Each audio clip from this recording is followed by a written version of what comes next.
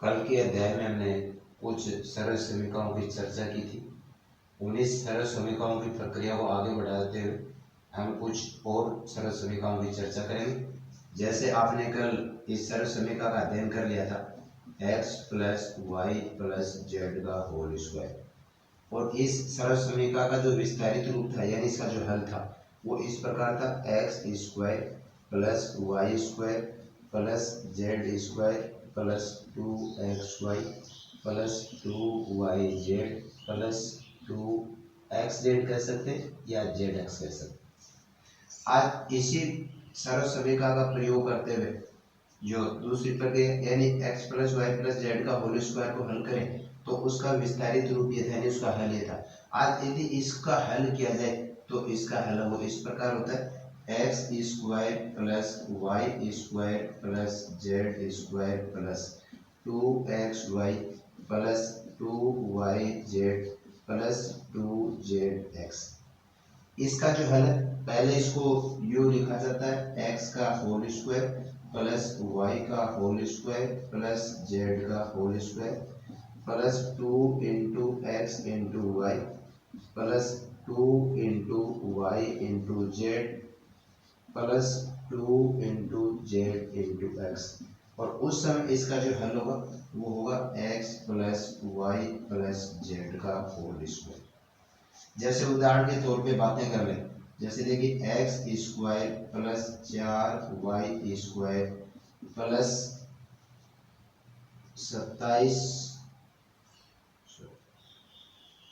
Plus 9z square plus 4xy plus 12yz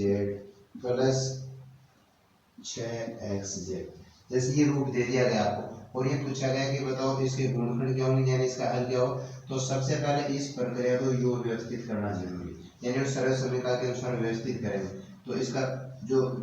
व्यवस्थित रूप होगा सरल समीकरण के अनुसार x का होल स्क्वायर प्लस 2y का होल स्क्वायर प्लस 3z का होल स्क्वायर प्लस यहाँ पे ये पहला पद है, ये दूसरा पद है, ये तीसरा पद है। जहाँ पे ये x y और z की बातें कर रखी है x y z, इसका अर्थ है कि पहला पद x है, दूसरा पद 2y, तीसरा पद 3z। और इसके अनुसार इसको व्यवस्थित करें तो 2 गुना x का मतलब पहले पद से x गुना दूसरा पद 2y। यहाँ पे इसकी आप जांच कर सकते हैं कि इनको हल करने पर क्या क्या 4xy 4xy प्राप्त हुआ प्लस 2 गुना 2y गुना 3z। इसी प्रकार इसको हल करें तो इसका जो मान है वो 12yz के बराबर होना जरूरी है प्लस 2 गुना 3z गुना x। इस प्रकार ये पहला पद हुआ, ये दूसरा पद हुआ, ये तीसरा पद हुआ और इसके जो गुणनखंड है x plus 2y plus 3z का होल स्क्वायर। इस प्रकार ये दोनों के दोनों सरल समीकरण x plus y plus z का होल स्क्वायर जो है इसका विस्तारित रूप है यानी इसका हल है। और इस प्रकार इस रूप में सरल समीकरण दी गई तो उसका जो हल है वो ये। इस प्रकार x plus y plus z का होल स्क्वायर जो आपने कल के पार्ट में उसका अध्ययन कर लिया था, आज इसी सरल समीकरण की प्रक्रिया को आगे बढ़ाते हुए x square plus y square plus z square plus 2xy plus 2yz plus 2z यदि इस रूप में आपको दिया हुआ है तो उसका जो है वो x plus y plus z का होल स्क्वायर, जिसको पहले उस सरल समीकरण के अनुसार व्यवस्थित करना होगा। व्यवस्थित करने के बाद में पहला पद, दूसरा पद और तीसरा पद, इस प्रकार इसके जो गुणनखंड है वो x plus 2y plus 3z का होल स्क्वायर। अब आगे और कुछ सरल समीकरणों की चर्चा करें जिनका अध्ययन है वो बहुत जरूरी है क्योंकि इसके बिना आप इन बहुपदों के गुणनखंड करने में असफल होते। जैसे नेक्स्ट जो है वो है x प्लस वाई का होल क्यूब। यहाँ पे देखिए घात 3 की बात कर रहा है और उस समय आपके पास में 3 पद है तो इसका जो हल है वो है x की घात 3 प्लस y की घात 3 प्लस 3 गुना x गुना y into x plus y, जिसको हल करके ये रूप भी लिखा जा सकता है x की घात 3 प्लस y की घात 3 plus 3x square y plus 3xy square. इसी का हल है जो कि थोड़ी देर बाद में इसी सरल समीकरण का प्रयोग करते हुए आपको वापस हल करना पड़ेगा, इसलिए इसके बारे में आपको पहले अध्ययन करना जरूरी है ताकि आपको ये लगे हाँ इसी का रूप है। x की घात 3 को हल किया गया x की घात 3, y की घात 3 को हल किया गया y की घात 3, या फिर 3x और y को x से गुणा करने पर 3x स्क्वायर y प्राप्त हो। इसी प्रकार 3x y को y से गुणा करें तो 3x y स्क्वायर प्राप्त हो। जैसे उदाहरण के तौर पे ले लीजिए, जैसे 2x प्लस 3 का होल क्यूब, तो यहाँ पे इसकी तुलना करें तो देखिए x प्लस वाई का होल क्यूब, ये पहला पद ये दूसरा पद, उसकी घात 3 आई। तो इसको सबसे पहले कि इस सरल समीकरण के अनुसार इसको व्यवस्थित करें, और देखिए इस सरल समीकरण के अनुसार इसको व्यवस्थित करें तो मान आ रहा है 2x की घात 3 प्लस 3 की घात 3 प्लस 3 गुणा, पहला पद आपके पास में 2x है, 2x गुणा दूसरा पद आपके पास में 3 इंटू x प्लस वाई, वही पहला पद और दूसरा पद 2x प्लस 3। इसको हल करें तो देखिए 2x की घात 3 जो आपने घातांक के नियम में पढ़ा है, 2x की घात 3 का अर्थ हुआ कि 2x को आपस में 3 बार गुणा करना है, उसमें इसका जो मान प्राप्त हो रहा है वो 8x की घात 3, 3 की घात 3 का विस्तारित रूप जैसे 3 गुणा 3 गुणा 3, और इसका अर्थ हो रहा है 27, जो आप घातांक के नियम में पढ़ चुके। 3 की घात 3 का मान हो गया 27 प्लस, यहाँ पे इसको हल कर लिया जाए, 3 को 2 से और 3 से गुणा करें तो मान आ रहा है आपके पास में 18x into 2x plus 3, 8x की घात 3 प्लस 27 प्लस, इस कोष्ठक को हल करें तो 18x को 2x से गुणा करें तो मान आ रहा है 36x स्क्वायर प्लस 18x को 3 से गुणा करेंगे 54x, जिसको एक क्रम के अनुसार व्यापक रूप में यूं लिखा जा सकता है 8x की घात 3 plus 36x square plus 54x plus 27। तो ये है जब x प्लस वाई की घात 3 रूप में हो, और उस समय इसको इस सरल समीकरण के अनुसार व्यवस्थित करते हुए इसको यदि हल किया जाए तो प्राप्त मान जो है वो आपको मिल जाता है, यानी उसका हल क्या होता है। इसी प्रकार से जो दूसरी सरल समीकरण बिल्कुल इसी रूप में x माइनस वाई का होल क्यूब, यहाँ फर्क इतना दर्शाया है, अंतर इतना कि प्लस और माइनस की बात हो रही है, यहाँ प्लस का चिन्ह है यहाँ पे माइनस का चिन्ह है, तो इसका जो हल है उसी तरह से x की घात 3 माइनस वाई की घात 3 minus 3 into x into y into x minus y. देखिए यहाँ पे हर पद जो प्लस में आ रहे थे, यहाँ पे हर पद वो माइनस में आ रहे, इसलिए याद रखने का आसानी रहेगी। x की घात 3 माइनस वाई की घात 3 माइनस, इसको हल करेंगे तो 3x स्क्वायर वाई, ये माइनस और माइनस को गुणा करेंगे तो 3xy स्क्वायर। उस समय इसका जो हल है वो ये होगा, जैसे अभी छोटी सी चर्चा करना है कि 3x माइनस 2y का होल क्यूब। तो यहाँ पे देखिए इस 3x माइनस 2y की घात 3 को देखें तो आपको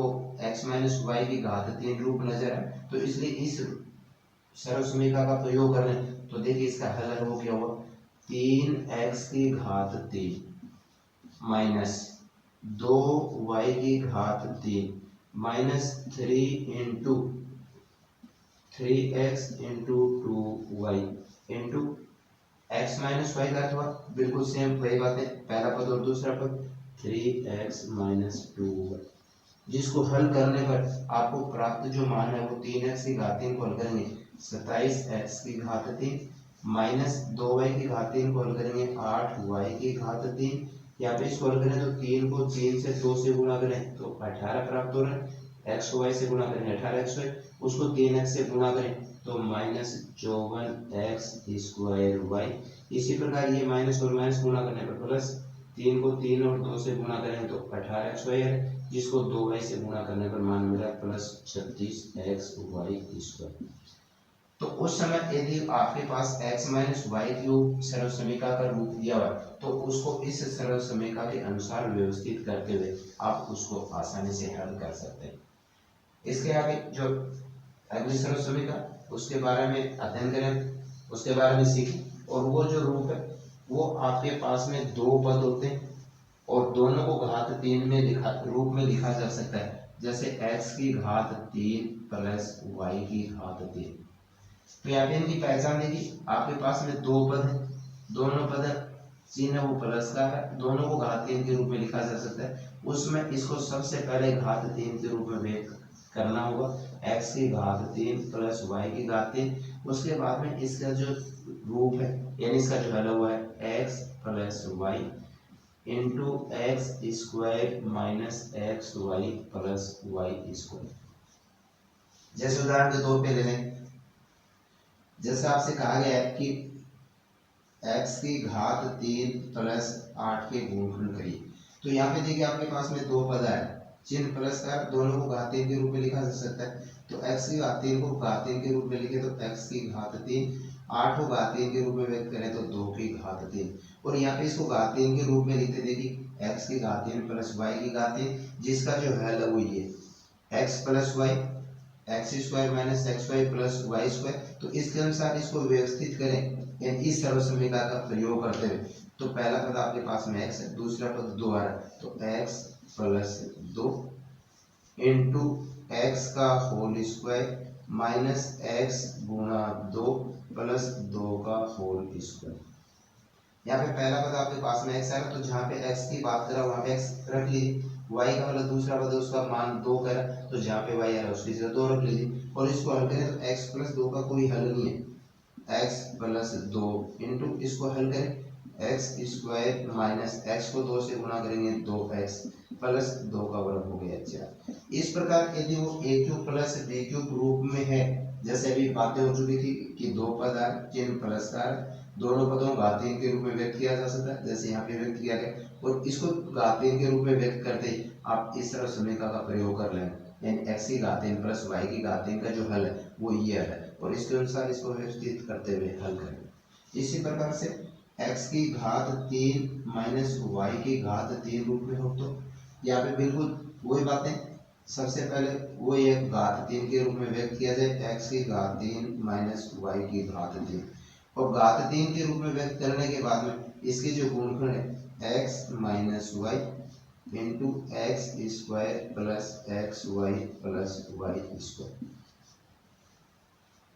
बिल्कुल वही बातें थी, वहाँ पे प्लस की बात आ रही थी, पहला गुणनखंड प्लस में हो रहा था, दूसरा माइनस में हो रहा था। यहाँ पे माइनस की बात है, पहला गुणनखंड माइनस में हो रहा है, दूसरा प्लस में। जैसे उदाहरण के तौर पे मान लें कि आपको दिया हुआ है कि 8x की घात 3 माइनस 27। तो यहाँ देखिए आपके पास में दो पद है, चिन्ह माइनस का है, जैसे इसके अनुसार बात करें कि दोनों पदों को घात 3 के रूप में व्यक्त किया जा सकता है, 2x की घात 3 माइनस 3 की घात 3। और इस घात 3 के रूप में व्यक्त करने के बाद में देखिए ये जो रूप है वो बन गया आपके पास में x की घात 3 माइनस y की घात 3, जिसके जो गुणनखंड है, जिसका जो हल है वो ये हल है। इसके अनुसार व्यवस्थित कर लीजिए, 2x माइनस 3 इंटू, यहाँ पे इसके अनुसार इसको लिखेंगे तो 2x का होल स्क्वायर यानी पहला पद प्लस एक्स वाई का हो गया पहला पद गुणा दूसरा पद 2x गुणा 3 प्लस वाई स्क्वायर का हुआ कि दूसरे पद का होल स्क्वायर 3 का होल स्क्वायर। 2x माइनस 3 का कोई हल नहीं है आपके पास, यहाँ पे इसको हल करें तो 4x स्क्वायर प्लस 2x को 3 से हल गुणा करें 6x प्लस 3 का वर्ग 9। इस प्रकार आप x की घात 3 माइनस y की घात सरल समीकरण का प्रयोग करते हुए आप इनके गुणनखंड कर सकते हैं, यानी इनको हल कर सकते हैं। और इसी प्रक्रिया को आगे बढ़ाते हुए नेक्स्ट जो इम्पोर्टेंट पॉइंट है, और उस स्थिति में आपके पास में अभी दो पद चल रहे थे, अब यदि मैं 3 पदों की बातें करूं, जैसे x की घात 3 प्लस y की घात 3 प्लस z की घात 3 माइनस 3xyz, यदि इस रूप में आपको गुणनखंड दिया हुआ है तो उसका जो हल है सबसे पहले इनको घात 3 के रूप में व्यक्त करना पड़ेगा, x की घात 3 प्लस y की घात 3 प्लस z की घात 3 माइनस 3 गुणा x गुणा y गुणा z। और उस समय जो इसके हल होंगे वो हल होंगे x plus y plus z, x square plus y square plus z square minus x y minus y z minus z x. तो सबसे पहले इस रूप को देखिए, यहाँ पे एक पद आ रहा है, दो पद आ रहे हैं, तीन पद आ रहे हैं। फिर यह भी उन पहले पद और तीसरे पद को घात 3 के रूप में व्यक्त करने के बाद में यदि 3 से गुणा किया जाए तो ये मान प्राप्त होगा। उसमें सबसे पहले उसको घात 3 के रूप में व्यक्त करी, उसके बाद में इसके जो गुणनखंड पहला पद प्लस दूसरा पद प्लस तीसरा पद, पहले का वर्ग प्लस दूसरे का वर्ग प्लस तीसरे का वर्ग माइनस पहला गुणा दूसरा माइनस दूसरा गुणा तीसरा माइनस तीसरा गुणा पहला। जैसे देखिए उदाहरण के तौर पे बातें करें, x की घात 3 प्लस 8 y की घात 3 प्लस 27 z की घात 3 माइनस 3 को इसी के मुताबिक लिखें या फिर उनको गुणा करके लिखें, पहले उसको व्यवस्थित कर लेंगे। फिर 18xyz। अब देखिए इसकी और इसकी तुलना करिए, यहाँ पे पहले पद को घात 3 के रूप में लिखा जा रहा है, दूसरे पद को घात 3 के रूप में लिखा जा रहा है, तीसरे पद को घात 3 के रूप में लिखा जा रहा है। तो सबसे पहला ये है कि इसको इस रूप में व्यक्त करें और इसको इस रूप में लिखेंगे तो x की घात 3 प्लस 2y की घात 3 प्लस 3z की घात 3 माइनस, अब इसके अनुसार देखिए 3 गुणा x गुणा y गुणा z के अनुसार इसको व्यक्त करें तो 3 गुणा x का मतलब पहले पद से है x गुणा y का मतलब दूसरे पद से है 2y गुणा z का मतलब तीसरे पद से है 3z। और देखिए यहाँ पे इसका जो हल है वो आपके पास में हर स्थिति में 18xyz के बराबर होना चाहिए, जिसको आप आसानी से जांच कर सकते हो। 3 में 2 गुणा करेंगे 6, 6 को 3 से गुणा करेंगे 18xyz। अब इसके गुणनखंड क्या कह रहा है वो देखिए, इस सरल समीकरण का प्रयोग करते हुए x plus y plus z, यानी पहला पद x प्लस दूसरा पद 2y प्लस तीसरा पद 3z, ये तो हो गया पहला गुणनखंड। दूसरे गुणनखंड की बात करें तो x का होल स्क्वायर, x का होल स्क्वायर यानी पहला पद आपके पास x है प्लस y का अथवा दूसरे पद से 2y का होल स्क्वायर प्लस तीसरा पद आपके पास में 3z है तो 3z का होल स्क्वायर। फिर देखिए उसके अनुसार इसको करें तो माइनस x गुणा y, x का मतलब पहले पद से, y का मतलब दूसरे पद से, तो x गुणा 2y माइनस y गुणा z का मतलब दूसरा पद गुणा तीसरा पद, तो दूसरा पद 2y है, तीसरा पद 3z, 2y गुणा 3z माइनस फिर z गुणा x कह रहा है तो z गुणा x का मतलब तीसरा पद गुणा पहला पद, तो 3z गुणा x। यहाँ x plus 2y plus 3z का कोई हल नहीं है क्योंकि s विजातीय पद है इसलिए आपस में कभी नहीं जुड़ते। यहाँ पे इसको हल करें तो x स्क्वायर, 2y का वर्ग हल करेंगे 4y स्क्वायर, 3z का होल स्क्वायर करें 9z का वर्ग, x को 2y से गुणा करेंगे माइनस 2xy, यहाँ पे इसको हल करेंगे माइनस 6yz और इसको हल करें तो 3zx, जिसको xz भी कहा जा सकता है। और इस प्रकार यदि गुणनखंड जो है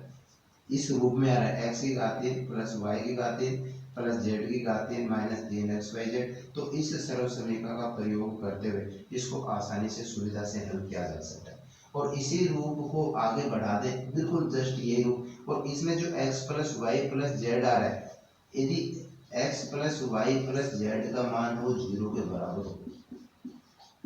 इसका मान 0 के बराबर, तो उस स्थिति में x cube plus y cube plus z cube के जो गुणनखंड होते हैं वो 3xyz के बराबर होते हैं।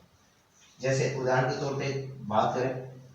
चर्चा करें कि हाँ किस प्रकार का रूप होता है, तो जैसे अभी छोटी सी बातें कर लें कि माइनस 15 की घात 3 प्लस 7 की घात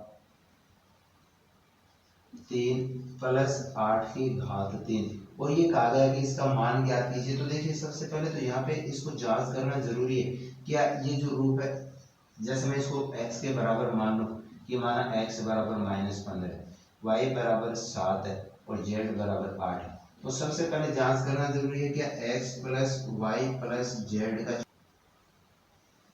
जैसे यहाँ पे z जो ये x का मान, ये y का मान, ये z का मान, यानी x का मान माइनस 15, y का मान 7, z का मान 8। अब x plus y plus z की जांच करें तो माइनस 15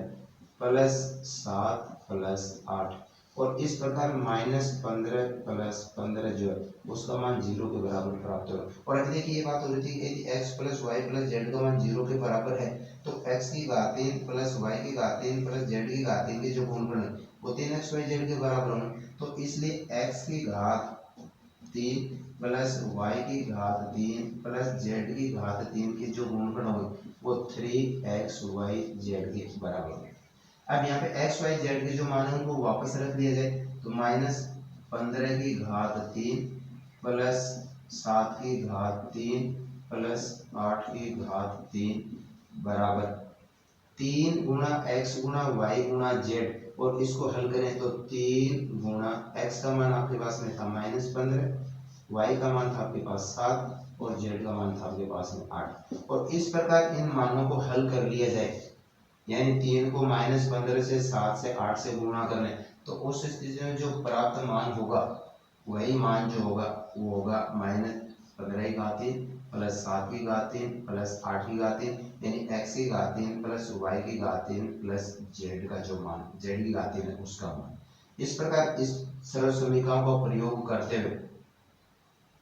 इस प्रकार इस सरल समीकरण का यानी x की घात 3 अभी देखा था आपने कि यदि x plus y plus z का मान 0 के बराबर है तो x की घात 3 प्लस y की घात 3 प्लस z की घात 3 का जो मान है 3xyz के बराबर है। इस प्रकार इस सरल समीकरण का प्रयोग करते हुए इसको आप सरलता से सुविधा से हल कर सकते हैं। और इस प्रकार आपने आज के इस टॉपिक में आज के इस अध्याय में आपने सरल समीकरणों का प्रयोग करते हुए उन गुणनखंडों को हल किया। तो आज इन सरल समीकरणों का अध्ययन करिए और उसके बाद में जो भी आपको प्रॉब्लम्स दिए जाए उनको सॉल्व करें।